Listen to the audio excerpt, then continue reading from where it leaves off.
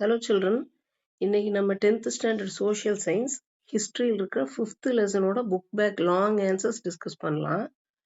5th lesson, social and religious reform movements in the 19th century.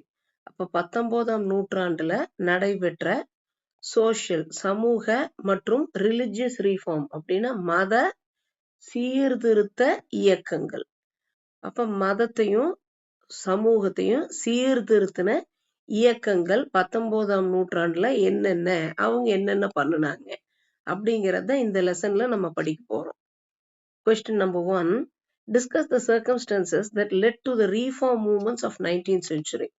அப்ப 19ஆம் நூற்றாண்டுல இந்த சமூக சீர்திருத்த அமைப்புகள்லாம் வந்ததற்கு உருவானதற்கு என்னென்ன சூழ்நிலைகள் காரணமாக இருந்தது.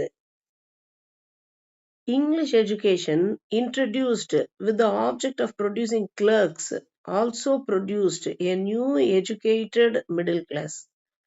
English education, ஆங்கில கல்வி முறை எழுத்தர்கள், சரிங்களா, பெஞ்ச் ஒர்க் அப்படின்னு சொல்லுவாங்க இல்லைங்களா, எழுத்தர்களை ப்ரொடியூஸ் பண்றதுக்கு உருவாக்குறதுக்காக மட்டும் இருந்த கல்வி திட்டம் ஸ்டைல்ல இருந்தது. அந்த ஸ்டைல்ல அந்த கல்வி திட்டத்து மூலமா எல்லா நடுத்தர மக்களும் கல்வி அறிவு பெற்றார்கள். Okay, this class came under the influence of western ideas and thoughts. அப்ப வெஸ்டர்ன்னாலே மேலை நாடுகளுடைய கருத்துக்கள், அவங்களுடைய பழக்க வழக்கங்கள், சிந்தனைகள், தாட்ஸ்னா சிந்தனைகள், ஐடியாஸ்னா கருத்துக்கள். அப்ப மேலை நாட்டினருடைய கருத்துக்களும் தாட்ஸும் இந்த மிடில் கிளாஸ் மேல ஒரு தாக்கத்தை ஏற்படுத்தியது. Okay, Christianity also had its effect on the newly emerging middle class. அப்ப புதுசா உருவாயிட்டு வர்ற நடுத்தர மக்கள் மனதில் கிறிஸ்டியானிட்டி, கிறிஸ்துவ மதமும் அதனுடைய தாக்கத்தை ஏற்படுத்தியது. The educated middle class began to take a lead in political as well as reform movements. அப்ப கல்வி அறிவு பெற்ற நடுத்தர வர்க்க மக்கள் அரசியல்லையும் சமுதாய சீர்திருத்த அமைப்புகள்லையும் நல்ல ஒரு பங்கு எடுத்துக்கிட்டாங்க. Okay, the Indian reformers were quite hesitant to subject their old notions. அப்போ இந்த ரீஃபார்ம் பண்றவங்க, இந்த சீர்திருத்தவாதிகள், இந்திய சீர்திருத்தவாதிகள் அவங்களுடைய பழைய கருத்துக்கள், நோஷன்ஸ்னா பாரம்பரியமா அவங்க கடைபிடித்துட்டு வந்த பழக்க வழக்கங்களையும் கருத்துக்களையும் விட்டு கொடுக்கறதுக்கு ரொம்ப யோசனை பண்ணாங்கன்னா ஹெசிடன்ட் அப்படின்னா தயங்கினாங்க. அவங்களுடைய பழைய கருத்துக்களை மாத்திக்கிறதுக்கு தயங்கினாங்க. அவங்க பழக்க வழக்கத்தையும் அவங்களால மாத்திக்க முடியல. டு கிரிட்டிக்கல் ஸ்க்ரூட்டினி அப்படின்னா, ஸ்க்ரூட்டினாலே ரொம்ப அலசி ஆராய்ஞ்சு தோண்டி திருவி ஒரு விஷயத்த உள்ளபடி புரிஞ்சுக்கிற பேரு கிரிட்டிக்கல் ஸ்க்ரூட்டினி. அப்ப நம்மளுக்கு ஒரு பழக்க வழக்கம் இருக்கும், நம்மளுக்கு ஒரு நம்பிக்கை இருக்கும். இதை எல்லாத்தையும் இந்த தோண்டி திருவி உண்மையை ஆராயறதுனால விட்டு கொடுக்கவும் முடியல, அந்த உண்மையை ஆராயறதுக்கும் விட்டு கொடுக்கறதுக்கும் முடியல. Instead, அதுக்கு பதிலா they attempted to harmonize both Indian and Western cultures. எதுக்கு வம்பு, நம்ம இந்தியன் பாரம்பரியத்தையும் காப்பாத்திக்கலாம், வெஸ்டர்னோட பாரம்பரியத்தையும் ஏத்துக்கலாம் அப்படின்னு சமரசப்படுத்திக்கிறாங்க. ஹார்மனைஸ்னா ஒன்னா இணைக்கிறது, சமரசப்பட்டு ஒன்னா ஒருங்கிணைக்கிறதுக்கு பேரு ஹார்மனைஸ். அப்ப இந்தியனோட கலாச்சாரத்தையும் மேலை நாடுகளோட கலாச்சாரத்தையும் இந்த கல்வி அறிவு பெற்று வரும் நடுத்தர மக்கள் ஒருங்கிணைத்து வாழ்க்கையை நடத்தினார்கள். அட்டெம்ப்டட்னா முயற்சி செய்து அதன் மூலியமாக ஒரு புது சமுதாயமாக உருவெடுக்க முயற்சி செய்தார்கள். Their ideas, their actions helped to mitigate social evils. அப்ப இந்த கருத்துக்கள், இந்த மாதிரி மாறி வந்த கருத்துக்கள் மூலியமாவும் அவங்களோட செயல்பாடுகள்னாலையும் சமுதாய அநீதிகளை குறைக்கிறதுக்கு அழிக்கிறதுக்கு அவங்க முயற்சி பண்ணாங்க. அந்த சமுதாய அநீதிகள் என்னென்ன அப்படின்னா, such as சதி, female infanticide and child marriage. அப்ப சதின்னா உங்களுக்கு தெரியும், ஒரு கணவன் இறந்துட்டாங்கன்னா அந்த மனைவி வந்து தீக்கிரையாக்கிருவாங்க, தீயில போட்டுருவாங்க. அந்த பெண்மணியே வந்து தீயில போய் உளுந்துருவாங்க கணவன் இறந்தப்புறம். இந்த பழக்கம் வந்து முதல்ல இருந்தது. சதி. அந்த பழக்கத்துக்கு பேரு சதி. ஃபீமேல் இன்ஃபான்டிசைட் அப்படின்னா பெண் குழந்தைகள் பிறந்தாலே அவங்களுக்கு நிறைய செலவு பண்ணணும், கல்யாணம் எல்லாம் பண்ணி கொடுக்கணும். பெண் குழந்தைகள் சம்பாரிச்சு குடும்பத்துக்கு தரமாட்டாங்க. பெண் குழந்தைகள் பிறந்தாலே பணத்து வகையில நம்மளுக்கு நஷ்டம் அப்படின்னு சொல்லி பெண் குழந்தைகள் பிறந்தா வந்து அவங்கள கொலை செஞ்சுருவாங்க. அதுக்கு பேரு ஃபீமேல் இன்ஃபான்டிசைடு. சைல்டு மேரேஜ் ரொம்ப சின்ன குழந்தைகளுக்கு திருமணம் செய்து வைக்கிற ஒரு தீய பழக்கமும் இருந்தது சமுதாயத்துல. அப்புறம் பல்வேறு சூப்பர்ஸ்டிஷியஸ் பிலீஃப்ஸ். சூப்பர்ஸ்டிஷியஸ் பிலீஃப்ஸ்னா மூட நம்பிக்கைகள். இதை எல்லாத்தையும் இந்த வெஸ்டர்ன் கல்ச்சரையும் இந்தியன் கலாச்சாரத்தையும் வெஸ்டர்ன் கலாச்சாரத்தையும் ஒருங்கிணைத்த இந்த நடுத்தர வர்க்க மக்கள் ஒழிக்கிறக்கு அழிக்கிறக்கு பாடுபட்டாங்க. The reform movements of 19th century in the realm of religion fall under two broad categories.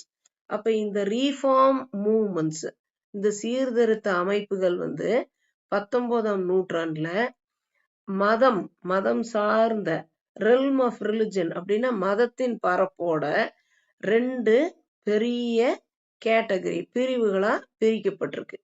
அது என்னென்ன அப்படின்னா ரீஃபார்மிஸ்ட் மூவ்மெண்ட்ஸ், அப்புறம் ரிவைவலிஸ்ட் மூவ்மெண்ட்ஸ். ரீஃபார்மிஸ்ட் மூவ்மெண்ட் அப்படின்னா சீர்திருத்த இயக்கம் ஃபார்ம் பண்றது, மறுபடி சீராக்கி ஃபார்ம் பண்றது ரீஃபார்மிஸ்ட் மூவ்மெண்ட், சீர்திருத்த இயக்கங்கள். அது என்னென்ன? பிரம்ம சமாஜ் மாதிரி, பிரார்த்தனா சமாஜ் மாதிரி, அலிகார் மூவ்மெண்ட் மாதிரியான ரீஃபார்ம் இயக்கங்கள் அமைப்புகள். ரிவைவலிஸ்ட் மூவ்மெண்ட்ஸ் அப்படின்னா ரிவைவ் ஆகிறது அப்படின்னா புதுசா பிறந்து வர்றது. அப்ப ரிவைவலிஸ்ட் மூவ்மெண்ட்னா மறுமலர்ச்சி அமைப்பு. சச் as ரிவைவலிஸ்ட் மூவ்மெண்ட்ஸ் என்னென்ன? எது மாதிரி? ஆரிய சமாஜ் மாதிரி, ராமகிருஷ்ணா மிஷன் மாதிரி, தியோபந்த் மூவ்மெண்ட் மாதிரி. Okay. There were also attempts to challenge the oppressive social structure by Jyotiba Phule in Pune. அப்போ இந்த அமைப்புகளை தாண்டி ஜோதிபா புலே மாதிரியான தலைவர்கள், சமுதாய சீர்திருத்தவாதிகள் சமுதாயத்துல இருந்த அப்ரசிவ் ஸ்ட்ரக்சர் அப்படின்னா சமூகத்துல நடந்துட்டு இருந்த அடக்குமுறைகள். அப்ரசிவ்னா அடக்குமுறை ஸ்ட்ரக்சர்னா ஒரு அமைப்பு. அந்த அமைப்பை எதிர்த்த தலைவர்களும் வந்தாங்க ஜோதிபா புலே மாதிரி. நாராயணகுரு அண்ட் ஐயன்காளி இன் கேரளா. கேரளால நாராயணகுரு தலைவரும் ஐயன்காளியும் உருவானாங்க. அண்ட் ராமலிங்க அடிகள் அண்ட் ஜோதிதாசர் ஆஃப் தமிழ்நாடு. தமிழ்நாட்டில இருந்து ராமலிங்க அடிகளும் ஜோதிதாசரும் இந்த சமுதாய சீர்திருத்தங்களையும் இந்த அடக்குமுறை அமைப்புகளையும் எதிர்க்கிறதுக்காக முன் வந்தாங்க. இதெல்லாம் தான் சீர்திருத்த அமைப்புகளா 19ஆம் நூற்றாண்டுல உருப்பெற்ற அமைப்புகள். Evaluate the contributions of Ramakrishna Paramahamsa and Swami Vivekananda to regenerate Indian society. இந்திய சமுதாயத்தை ரீஜெனரேட் பண்றதுக்கு, மறு உருவாக்கத்துக்கு, மறுமலர்ச்சிக்கு ராமகிருஷ்ண பரமஹம்சாவும் சுவாமி விவேகானந்தரும் கொடுத்த பங்களிப்பு என்ன, ஆற்றிய பங்களிப்பு என்ன? Ramakrishna Paramahamsa. Ramakrishna was a simple priest, ஒரு ரொம்ப எளிமையான பூசாரி. Of Dakshineswar near Kolkata. தக்ஷிணேஸ்வர்ங்கிற ஒரு ஊர்ல கொல்கட்டால ஒரு எளிமையான பூசாரியா இருந்தார். He emphasized spiritual union with God through ecstatic practices such as singing bhajans. அப்ப அவர் என்னத்தை வலியுறுத்தினார் அப்படின்னா இறைவனோட ஒன்றிணையறக்கு. Okay. Spiritual union with God அப்படின்னா பேரானந்த பயிற்சிகளின் மூலமாக ஆன்மீக ஒன்றிணைவு நிகழும் அப்படிங்கிறார். அப்ப அந்த பேரானந்த பயிற்சிகள் எப்படி அப்படின்னா பஜனைகள் பாடுவதன் மூலமாக கடவுளோட நம்ம உயிரோட ஒன்றிணையலாம் அப்படிங்கிறார். கடவுளின் ஜீவனோட நம்ம ஒன்றிணையலாம் அப்படிங்கிறார். இன் ஹிஸ் வியூ, அவரோட கருத்துப்படி, அவரோட பார்வையில all religion contain the universal elements. அப்ப எல்லா மதங்களும், உலகில் உள்ள எல்லா மதங்களிலும் ஒரு யூனிவர்சல் எலிமெண்ட் அப்படின்னா உலகளாவிய ஒரு கூறு ஒன்னா இருக்கும், ஒரே மாதிரி இருக்கும்.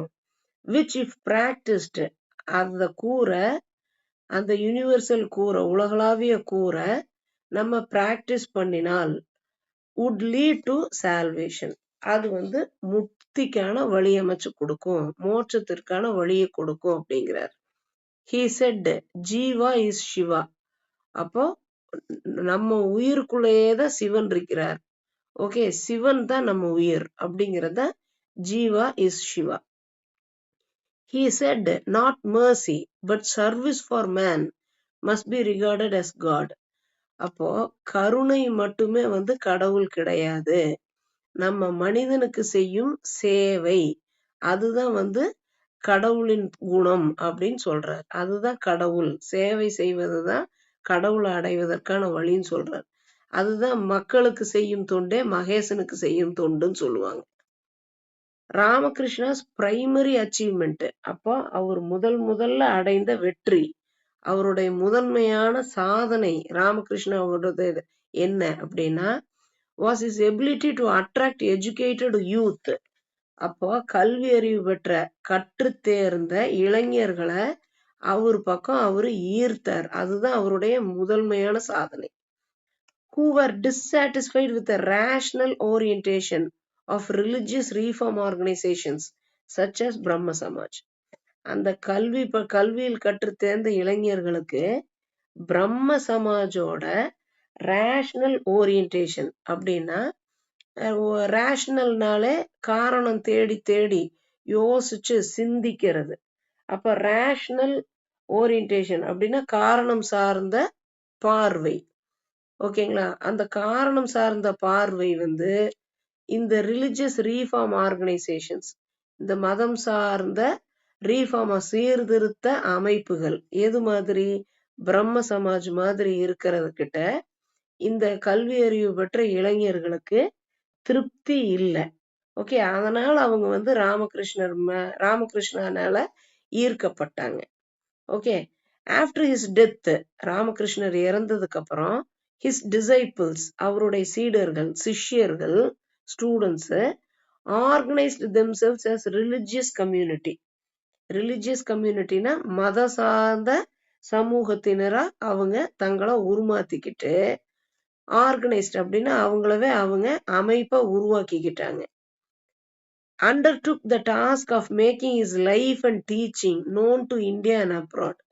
அப்ப அவங்க ஒரு மதம் சார்ந்த சமூகத்தினரை உருவாக்கி அவரு பரமஹம்சருடைய வாழ்க்கையை பற்றியும் அவருடைய போதனைகள், அவர் என்னென்ன சொல்லி கொடுத்தார் அப்படிங்கிறத பத்தியும் இந்தியாவிலையும் இந்தியாவை விட்டு தாண்டி வெளிநாடுகள்லையும் கொண்டுட்டு போய் இவரோட கொள்கைகள், இவரோட கல்வி, இவருடைய சேவைகள் அனைத்தையும் உலகம் பூரா பரப்பினாங்க. விவேகானந்தா எஸ்டாப்ளிஷ்டு த ராமகிருஷ்ணா மிஷன். அப்ப விவேகானந்தா, அதுக்கப்புறம் விவேகானந்தா வந்து ராமகிருஷ்ணா மிஷன் அப்படின்னு சொல்லி ஒரு அமைப்பை உருவாக்குறார். It did not restrict itself to religious activities. அப்ப சமயம் சார்ந்த நடவடிக்கைகள், நடத்தைகள், செயல்கள்ல மட்டும் தன்னை அது வந்து குறுக்கிக்கல. ரெஸ்ட்ரிக்ட்னா ஒரு கட்டுக்குள்ள அடக்கி வச்சிருக்கிறது. அப்ப சமயம் சார்ந்த செயல்பாடுகள்ல மட்டும் இந்த ராமகிருஷ்ணா மிஷன் தன்னை குறுக்கிக்கல. It was involved in social causes. அப்ப சமூகத்துல இருக்கிற மாற்றங்கள், சமூகத்துல செய்ய வேண்டிய மாற்றங்கள், செய்ய வேண்டிய சேவைகள், தேவைகள் என்னென்ன, education, health care and relief in times of calamities. அப்போ சொசைட்டிக்காக அது எதற்கு பாடுபட்டது ராமகிருஷ்ணா மிஷன் அப்படின்னா, சமூகத்தில் இருக்கிற எல்லாரும் கல்வி அறிவு பெறணும், எல்லாரும் ஆரோக்கியமா உண்டு ஆரோக்கியமா வாழணும். அப்புறம் relief in times of calamities. கெலாமிட்டிஸ்னா பேரிடர்கள். அப்ப பேரிடர்கள்னா இப்ப இந்த பெருவெள்ளம், இந்த சுனாமி அந்த மாதிரி எல்லாம் வருது இல்லைங்களா, அந்த மாதிரி டைம்ல நிவாரணம் கொடுக்கறது. நிவாரணம்னா ஹெல்ப் பண்ணுவாங்க இல்லைங்களா? உணவு இருக்கிறக்கு இடம், உணவெல்லாம் கொடுத்து ரிலீஃப் மெஷர்ஸ் எடுத்தாங்க. இது வந்து ராமகிருஷ்ணா மிஷன் செய்தது. ஓகே. அடுத்து சுவாமி விவேகானந்தா. விவேகானந்தர் சமுதாயத்திற்கு ஆற்றிய பங்கு என்ன? Vivekananda was the prime follower of Ramakrishna Paramahamsa. பிரைம்னா ரொம்ப முக்கியமான follower. Dissatisfied with conventional philosophical positions and practices, he advocated the practical Vedanta of service to humanity. இதோட நிறுத்திக்குவோம். ஏன்னா ரொம்ப லெங்க்தியா இருந்ததுன்னா அண்டர்ஸ்டாண்டிங் கஷ்டமா இருக்கும். அவருக்கு வந்து கன்வென்ஷனல் பிலசாபிக்கல் பொசிஷன்ஸ் அப்படின்னா பாரம்பரிய தத்துவ நிலைப்பாடுகள் மற்றும் அதனுடைய நடைமுறைகள் பிராக்டிசஸ். ஓகே. அதுல வந்து அவருக்கு திருப்தி ஏற்படல. பாரம்பரியமான தத்துவ நிலைப்பாடுகள்லையும் நடைமுறைகள்லையும் சுவாமி விவேகானந்தாவுக்கு உடன்பாடு இல்லை. ஆனா அவர் எதுக்கு அட்வொகேட் பண்ணாரு, எதை அவர் சொன்னாரு, அறிவுறுத்தினார் அப்படின்னா practical Vedanta of service to humanity. அப்படின்னா பிராக்டிக்கலா மனிதர்களுக்கு, மக்களுக்கு செய்யும் தொண்டே மகேசனுக்கு செய்யும் தொண்டு அப்படிங்கிற மாதிரி சர்வீஸ் டு ஹியூமனிட்டி, மனித சமுதாயத்திற்கு சேவை செய்யணும். அதுதான் வந்து பிராக்டிக்கலான வேதாந்தா அப்படின்னு சொல்றாரு. பிராக்டிக்கல் அப்படின்னா அன்றாட வாழ்க்கையில. வேதாந்தன்னா என்ன அப்படின்னா வேதங்களின் முடிவு அப்படின்னா உபனிஷத்துகள்ல இருக்கிற தத்துவ கருத்துக்களை அடிப்படையா கொண்டதுதான் வந்து வேதாந்தம். அப்ப அந்த வேதாந்தா அப்படின்னா என்னன்னா அவர் என்ன சொல்றாரு, சிம்பிளா மனுஷங்களுக்கு சேவை செய்யுங்க, உதவி செய்யுங்க, அதே பிராக்டிக்கல் வேதாந்தா தான் அப்படிங்கிறார். And attacked the tendency to defend every institution simply because it was connected with religion. மதம் சார்ந்து இருக்கிற ஒரு அமைப்பு அப்படிங்கிறதுனாலயே அது செய்யறது எல்லாமே சரி அப்படின்னு நம்ம வந்து சொல்றத அவர் வந்து சாடினார். ஓகே. அதை வந்து அவர் ஆதரிக்கல. He emphasized the cultural nationalism and made a call to Indian youth to regenerate Hindu society. அப்ப அவர் திரும்ப எதை வலியுறுத்தினார் அப்படின்னா, வலியுறுத்தி இந்திய இளைஞர்களை, இந்து சமுதாயத்தை சீர்திருத்தற்காக அவர் அழைப்பு விடுக்கிறார். ஓகே. அப்ப அந்த கல்ச்சுரல் நேஷனலிசம் அப்படின்னா கலாச்சார தேசியவாதத்தை காப்பாத்துறதுக்காக இந்திய சமுதாயத்தை அவரு அழைக்கிறார். His ideas bred a sense of self-confidence among Indians. அப்ப விவேகானந்தாவோட கருத்துக்கள் வந்து இந்தியர்களுக்கிடையே ஒரு தன்னம்பிக்கையை உருவாக்குச்சு. பிரெட் அப்படின்னா பிரீடோட பாஸ்டன்ஸ். பிரீடு அப்படின்னா வளர்த்துறதுன்னு அர்த்தம். அப்போ இவங்களுக்கு ஒரு தன்னம்பிக்கையான ஒரு உணர்வை வளர்த்தி கொடுத்தது விவேகானந்தாவுடைய கருத்துக்கள். Who felt inferior in relation to the materialistic achievements of the West. அப்ப மேலை நாட்டினர் அடைந்த பொருளாதார வெற்றிகள் அதை பார்த்து நம்ம இந்தியர்களுக்கு முதல்ல ஒரு தாழ்வு மனப்பான்மை இருந்தது. அந்த தாழ்வு மனப்பான்மை விவேகானந்தாவோட கருத்துக்கள்னால ஒரு தன்னம்பிக்கையை கொடுத்தது. He became famous for his address on Hinduism at World Congress of Religions at Chicago. சிகாகோல நடந்த உலக மத மாநாட்டுல அவரு ஆற்றிய சொற்பொழிவுனால அவரு மிக பெரும் புகழ் பெற்றார். ஓகேங்களா. இந்துயிசம் பத்தி அப்ப பேசினார் அவர். விவேகானந்தா's activist ideologies rekindled the desire for political change and many youths were inspired by Vivekananda. Activist ideology அப்படின்னா செயல்பாட்டாளர், தீவிரமான செயல்ல இறங்கக்கூடிய ஒரு மனிதர். ஓகே. கருத்தியல் ரீதியா அப்ப அவரோட கருத்துக்களை அவரு படுவேகமா கொண்டு போய் சமுதாயத்திற்கு செயல்பட்டு சேர்த்தினார் அப்படிங்கிறது ஆக்டிவிஸ்ட் ஐடியாலஜிஸ்.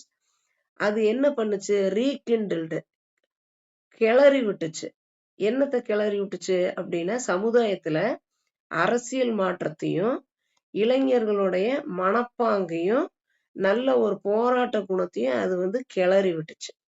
அப்புறம் ஆசைகளை அதிகப்படுத்தி விட்டுச்சு. சமுதாய சீர்திருத்தற்கான ஆசைகளை விவேகானந்தாவுடைய கருத்துக்கள் தூண்டி விட்டுச்சு. ஓகே, யூத் இளைஞர்கள் அனைவருமே விவேகானந்தாவால ஈர்க்கப்பட்டார். இன்ஸ்பயர்ட் பை விவேகானந்தா அப்படின்னா விவேகானந்தா மிக நல்ல ஒரு தாக்கத்தை இளைஞர்கள் மத்தியில் ஏற்படுத்தினார். இதுதான் ராமகிருஷ்ண பரமஹம்சரும் விவேகானந்தரும் இந்திய சமுதாயத்திற்காக ஆற்றிய பங்கு. Write an essay on the role played by the 19th century reformers towards the cause of women. Okay, 19ஆம் நூற்றாண்டுல இருந்த சீர்திருத்தவாதிகள் பெண்களின் நலனுக்காக என்ன பாடுபட்டார்கள் அப்படிங்கறத கேள்வி. அவங்களுடைய பங்கு என்ன அப்படிங்கறத கேள்வி. The influence of Western ideas and Christianity created a new awakening in 19th century British India. Influence of Western ideas and Christianity அப்படின்னா வெஸ்டர்ன் ஐடியாஸ் அப்படின்னா மேற்கத்திய கருத்துக்களும் கிறிஸ்துவ மதமும் பிரிட்டிஷ் ஆண்ட இந்தியாவுல ஒரு தாக்கத்தை ஏற்படுத்துச்சு, மாற்றத்தை ஏற்படுத்துச்சு. எப்போ அப்படின்னா 19ஆம் நூற்றாண்டுல அது ஒரு புது எழுச்சியை கொண்டுட்டு வந்துச்சு. அவேக்கனிங் அப்படின்னா ஒரு புது எழுச்சி. ராஜாராம் மோகன் ராய், அந்த காலத்துல ராஜாராம் மோகன் Roy was deeply concerned with the prevailing customs. அப்ப நடைமுறையில இருந்த கஸ்டம்ஸ், பழக்கங்கள், அதை பத்தி அவரு ரொம்ப கவலைப்பட்டார். ஓகே, அந்த விஷயங்கள்லாம் அவரை ரொம்ப பாதிச்சது. என்னென்ன அப்படின்னா சதி, கணவர் இறந்ததுக்கு அப்புறம் மனைவி தீயுக்குள்ள விழுந்து இறக்கிறது, அந்த பழக்கத்துக்கு பேரு சதின்னு பேரு. அது அவரை ரொம்ப பாதிச்சது. அதை தவறுன்னு சொன்னார். சைல்டு மேரேஜ், குழந்தை திருமணத்தை அவர் எதிர்த்தார். பாலிகமி, ஓகே, பல திருமணங்கள் செய்யற ஒரு பழக்கம். ஒரே ஒரு மனிதர் ஒரு 3-4 பெண்களை கல்யாணம் பண்ணிக்குவார். அது polygamy. And published tracts against them. இதையெல்லாம் எதிர்த்து அவர் நிறைய எழுதினார். ஓகே, உரைகளை எல்லாம் எழுதினார். And petition to the government to legislate against them. Government கிட்ட அவரு மனுக்கள் நிறைய கொடுக்கிறார். இதையெல்லாம் எதிர்த்து இதையெல்லாம் அழிச்சரணும், ஒழிச்சு அது இல்லீகல்னு சட்டமாக்கணும்னு சொல்றார். He advocated the rights of widows to remarry. அப்போ விதவைகள் மறுமணம் செய்துக்கணும் அப்படிங்கிறத அவரு ஆதரிக்கிறார், அதற்கு ஆதரவா பேசினார். He wanted polygamy to end. பல தாரங்களை கல்யாணம் பண்ணிக்கிற பழக்கத்தை நிறுத்தணும், அது முடிவுக்கு வரணுங்கிறார். ராம் மோகன் Rai condemned the subjugation of women. பெண்கள் அடக்கி ஆளப்பட்டதை எதிர்த்தார் அவர். ஓகே, சப்ஜுகேஷன்னா எப்பயுமே அடிமைத்தனத்திலேயே வச்சிருக்கிறது. அப்ப பெண்களை அடிமையா நடத்துற அந்த பழக்கத்தை அவரு சாடினார். And opposed the prevailing ideas that women were inferior to men. அப்போ ஒரு கருத்து இருந்தது, நடைமுறையில ஒரு கருத்து இருந்தது எல்லாருக்குமே.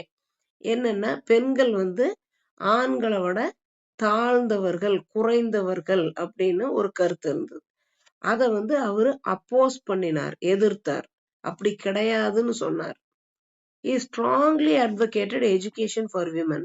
அப்ப பெண்கள் கண்டிப்பா கல்வி அறிவு பெறணும், படிக்கணும் அப்படின்னு அவர் ஸ்ட்ராங்கா ஆதரித்தார், பேசினார். ஈஸ்வர் சந்திர வித்யாசாகர். ஈஸ்வர் சந்திர Vidyasagar provided evidence from scriptures. scriptures அப்படின்னா சாஸ்திரங்கள். அப்ப சாஸ்திரங்கள்ல இருந்து அவரு ஆதாரம் ஒப்படைக்கிறார், கொடுக்கிறார். எவிடன்ஸ்னா ஆதாரம். எதுக்கு? That there was no sanction for burning of widows or for the prohibition of the remarriage of widows. எதுக்கு அவரு ஆதாரம் கொடுக்கிறார்னா, இந்த விதவைகளை எரிப்பதற்கும் விதவைகள் மறுமணம் செய்துக்கிறக்கும் எங்கேயுமே அனுமதி கிடையாது. நோ சாங்ஷன்ஸ் அப்படின்னா அனுமதி கிடையாது அப்படின்னு சொல்றாங்க. ப்ரொஹிபிஷன் அப்படின்னா மறுக்கிறது. விதவைகள் மறுமணம் செய்கிறத மறுக்கிறதுக்கும், விதவைகள் கண்டிப்பா தீயில போட்டு எரிக்கப்படணுங்கிறதுக்கும் எந்த ஒரு அனுமதியும் கிடையாது அப்படின்னு அவரு சாஸ்திரங்கள்ல இருந்து ஆதாரம் கொடுக்கிறார். He played a leading role in promoting educations for girls. அப்ப பெண் குழந்தைகள் கல்வி அறிவு பெறுவதற்கு, படிப்பதற்கு அவர் பெரும் பங்கு வகித்தார். Okay. He dedicated his whole life for betterment of child widows of Hindu society. அப்ப இந்து சமுதாயத்தில் இருந்த குழந்தை விதவைகளோட வாழ்க்கை முறை மேம்படுவதற்காக அவர் தன்னோட முழு வாழ்க்கையையும் அர்ப்பணித்தார். ஈஸ்வர் சந்திர Vidyasagar. The movements led by Vidyasagar resulted in Widow Remarriage Reform Act in 1856. 1856ல Vidyasagar, Ishwar சந்திர வித்யாசாகர்னால நடத்தப்பட்ட செயல்படுத்தப்பட்ட அமைப்புகள்னால விடோ ரீமேரேஜ் ரீஃபார்ம் ஆக்ட் அப்படின்னு ஒரு சீர்திருத்த சட்டமே உருவாக்கப்பட்டது. விடோஸ் ரீமேரேஜ் அப்படின்னா விதவைகள் மறுமணம் செய்துக்கிற சட்டம் ஒன்று இயற்றப்பட்டது. This act intended to improve the lot of child widows.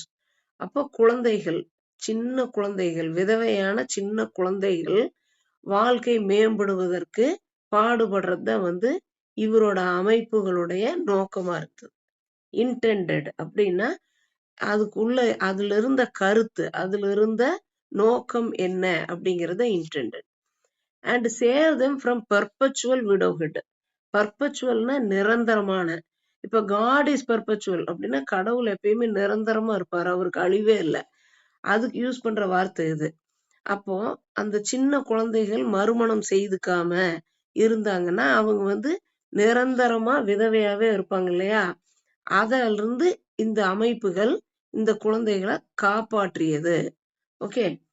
Mahadev Govind Ranade அவர் என்ன பங்களித்தார் அப்படின்னா, MG Ranade was the founder of widow marriage association. அப்ப விதவைகள் மறுமணம் செய்துக்கிற ஒரு அசோசியேஷன், சங்கமே ஆரம்பித்தார் இவர். ஹி அட்வொகேட்டட் இன்டர்காஸ்ட் மேரேஜ், கலப்பு திருமணங்களை அவர் ஆதரித்தார். விடோ ரீமேரேஜ், விதவைகள் மறுமணம் செய்துக்கணும்னு சொன்னார். இம்ப்ரூவ்மெண்ட் ஆஃப் விமன், அப்ப லேடிஸ் பெண்கள் தன்னோட வாழ்க்கை தரத்தை உயர்த்திக்கணும், தங்கள் நிலைகளை உயர்த்திக்கணும்னார். அண்ட் டிப்ரெஸ்டு கிளாஸஸ், ஒடுக்கப்பட்ட மக்கள் வாழ்க்கையில முன்னுக்கு வரணும்னு பாடுபட்டார். ஜோதிபா கோவிந்த் ராவ் பூலே இவர் என்ன பங்காற்றினார்? Jyotiba Phule opposed child marriage and supported widow remarriage. இவரும் குழந்தை திருமணத்தை எதிர்த்தார், விதவைகள் மறுமணம் செய்து கொண்டதை ஆதரித்தார். He opened orphanages and homes for widows. அப்போ ஆசிரமங்களையும் விடுதிகளையும் விதவைகளுக்காக இவர் தொடங்கினார். These are the prominent reformers. இவங்கெல்லாம் தான் ரொம்ப முக்கியமான சீர்திருத்தவாதிகள். எப்போ? 19ஆம் நூற்றாண்டுல. அவங்க என்ன பண்ணாங்க? Who worked towards the cause of women. பெண்களின் மேம்பாட்டுக்காக அவர்கள் பாடுபட்டார்கள். Okay. So this is the end of this lesson. உங்களுக்கு இந்த லெசன் புரிஞ்சிருக்கும்னு நான் நம்புறேன். உங்க ஃப்ரெண்ட்ஸ், 10th ஸ்டாண்டர்ட் படிக்கிற ஃப்ரெண்ட்ஸுகளுக்கு இந்த ஜெயந்திஸ் எஜுகேருங்கிற இந்த யூடியூப் சேனலை சப்ஸ்கிரைப் பண்ணிக்க சொல்லி ரெக்கமெண்ட் பண்ணுங்க. நீங்களும் சப்ஸ்கிரைப் பண்ணிக்கங்க, லைக் பண்ணுங்க, உங்க ஃப்ரெண்ட்ஸுகளுக்கெல்லாம் ஷேர் பண்ணுங்க. மற்ற எல்லா சப்ஜெக்டும் கூடி சீக்கிரமா போஸ்ட் பண்றேன். நல்லா படிங்க. Best wishes.